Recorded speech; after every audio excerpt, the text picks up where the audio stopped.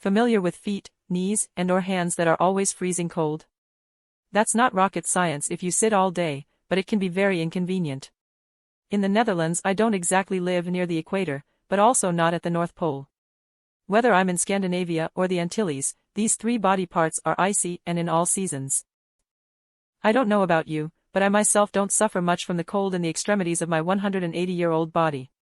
The cold doesn't hurt me, and the cold in my hands is mainly a physical obstacle. As I write this story, it's pretty hot outside, and although I'm in my summer outfit and not even flip-flops on because my footplates are cooler, my hands are too cold to ride properly coordinated outside. It feels and looks like I've only spent 24 hours in my wheelchair instead of the past 18 years. Conclusion: my fine motor skills are very hard to rely on when my hands are even slightly cold.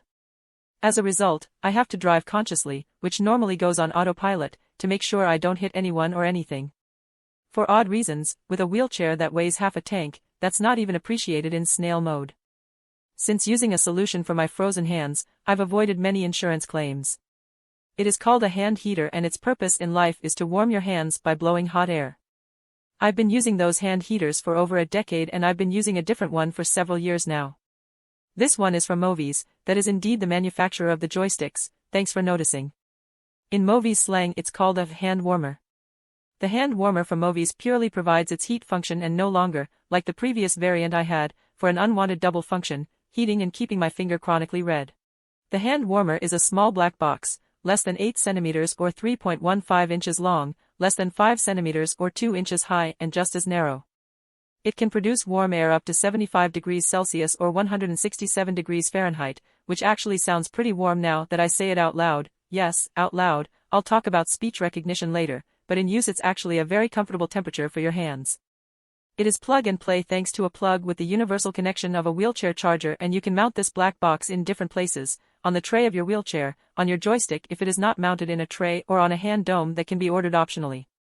Get creative for the best location, but make sure it's mounted at least 10 centimeters or 4 inches from your hand. I prefer having the hand warmer mounted on my table so that I always have it within reach. Mine can be easily taken away from my computer and doubles as a phone holder. I think the biggest benefit of having the hand warmer on my table is that I can warm my hands without necessarily using my hand dome, which, in my case, is only indoors. Apart from these three extremities, I quickly experience it as too hot, which is why I prefer to warm up only my hands. An external switch of your choice can be connected to the back of the heater, with which you can switch independently between the off setting and settings 1 to 3. Like all external switches on your wheelchair, it can be mounted wherever you want. While driving, most of the warm air will probably pass your hands, making the heating less effective.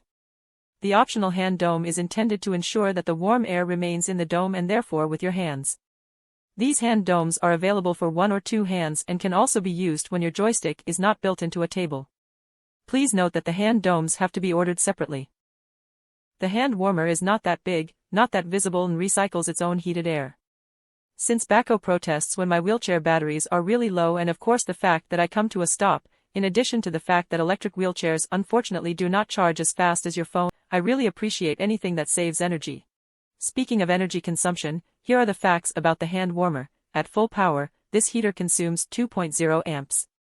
In practice, this translates to a temperature of 70 degrees Celsius or 158 degrees Fahrenheit without a dome, and 75 degrees Celsius or 167 degrees Fahrenheit with a dome. In my case, during a Dutch winter, this ensures that at least one hand is warmer than ice cold and that I can get my wheelchair into action. Idle mode consumes 20 milliamperes and sleep mode 1.7 milliamperes. The heater can be connected to a computer via a USB cable, and the dealer who supplies you with this heater can adjust the various settings with you. The temperature itself can be adjusted, but also, for example, whether or not it switches off after a certain time. I advise you to go through the settings with your supplier anyway, because I myself, for example, have no preference for automatic switching off. There are more settings that can be personalized, because after all, we are all individuals with our own preferences.